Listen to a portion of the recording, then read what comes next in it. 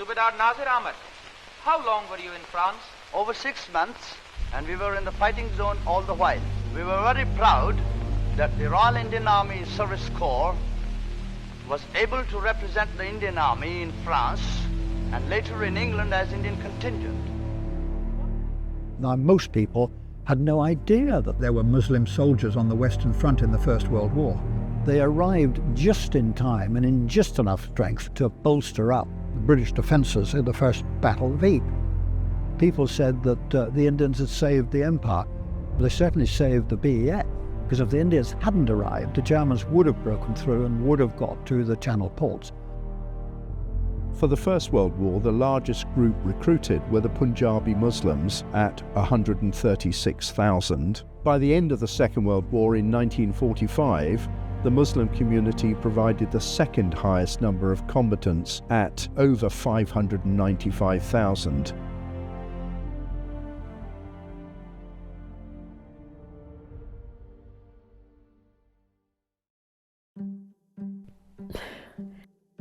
My husband, Tazi Hussain, was a man of vision, and we lived in this village of Tempsford in Bedfordshire, where he got this idea to have a memorial built for the women agents of the SOE. And that was inaugurated by then Prince Charles in 2013. At that time, Tazi had been diagnosed with cancer, but the medicine he was on gave him some more time. And it was then that he decided that there's no memorial for the Muslim soldiers in this country.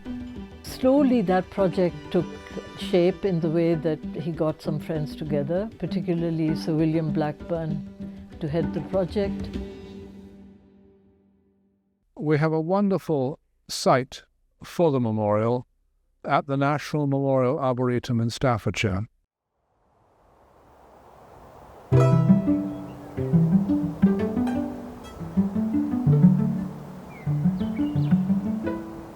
This magnificent 150-acre site is full of memorials of one kind or another, most of them of soldiers and sailors and airmen who've given service to the Crown. We've managed to obtain one of the finer sites in the Arboretum, on the main axis lining up with the Central Armed Forces Memorial, powerfully tying the central focus of the whole park together with our project. We've designed something that's eye-catching from a great distance, great minaret-like column with a dome on top.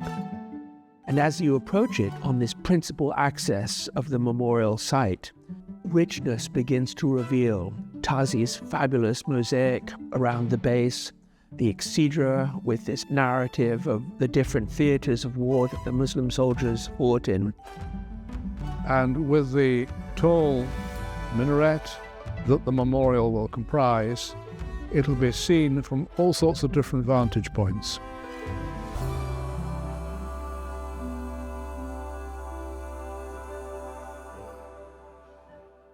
The first Muslim and first Indian to receive a Victoria Cross was Khudadad Khan.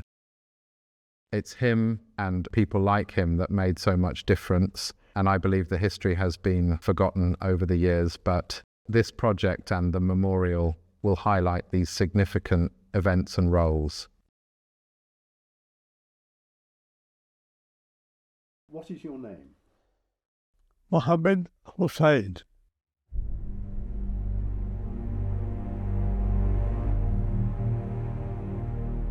When I reached Toronto, it was a lot of killing. Before the 1 hour bombardment, our 2 soldiers died. One is Shane Afzal from Kahota, Rawalpindi. One is Ibrahim from Chakwal. The whole point of this project is to get across to the wider public, and particularly perhaps to the younger Muslims, they are part of our history. They're part of it, and they ought to feel part of it. Their grandfathers, their great-grandfathers fought for our values, fought for our society. They've contributed to it, and they'll continue to contribute to it.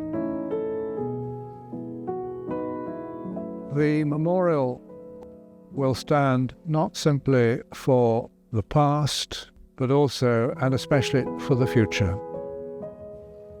When we're long since gone, the memorial will be there. It'll be a reminder of this wonderful story which led to its construction.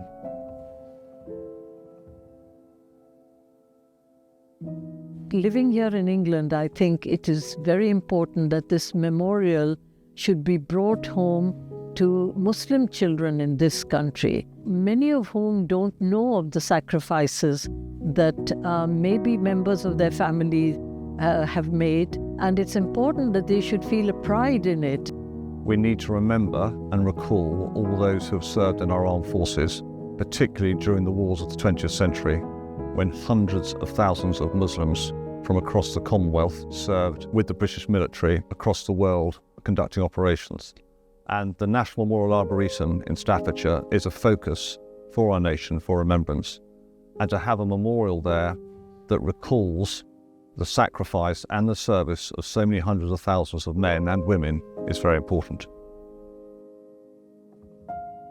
For me, serving in the British Armed Forces today, it's really important to remember those who served before me, to commemorate them, and most of all, to make sure that their sacrifice is never forgotten. 17,347 once forgot, left shockingly unremembered for years. Muslim people, like others, have made great sacrifices, part of our British family.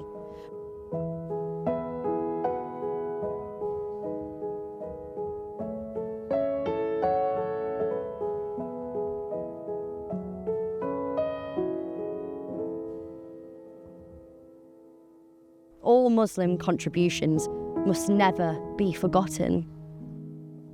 Always remembered, always honoured. The life that I have is all that I have, and the life that I have is yours.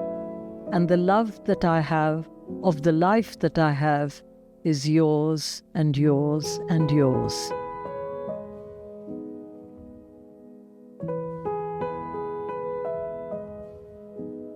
A sleep I shall have, a rest I shall have, yet death will be but a pause. For the peace of my years and the long green grass will be yours and yours and yours.